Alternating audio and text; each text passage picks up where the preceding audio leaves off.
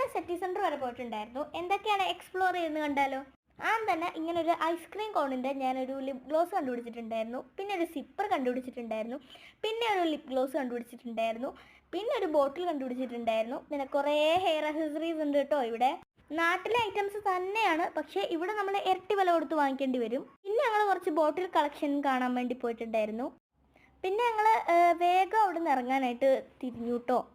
പിന്നെ എൻ്റെ അനിയത്തിയുടെ ആഗ്രഹപ്രകാരം ഈ ഒരു കടയിലും കൂടെ കയറിയിട്ടുണ്ടായിരുന്നു. ഇവയ്ക്ക് സാധനം വാങ്ങിക്കാൻ കയറിയതാ, പക്ഷേ ഇവയ്ക്ക് ഒഴിച്ച് ബാക്കി എല്ലാ സാധനങ്ങളും ഞാൻ നോക്കിയിട്ടുണ്ടായിരുന്നു. ലാസ്റ്റ് ഓർമ്മ വന്നപ്പോൾ നോക്കിയപ്പോൾ അത്ര വലിയ കളക്ഷൻ ഇല്ലാത്തതുകൊണ്ട് ഞാൻ പെട്ടെന്ന് ഇങ്ങനെ ഇറങ്ങി.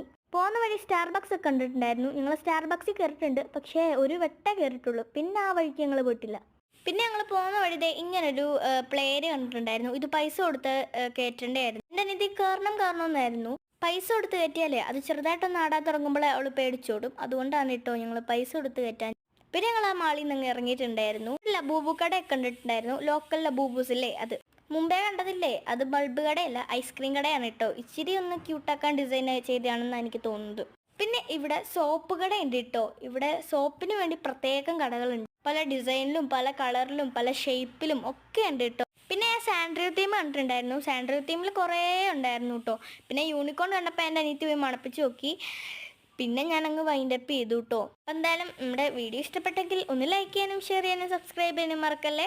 അപ്പോൾ നിങ്ങളെ ഇങ്ങനെ അയർലൻഡിൽ ഉള്ള ആൾക്കാരാണെങ്കിലും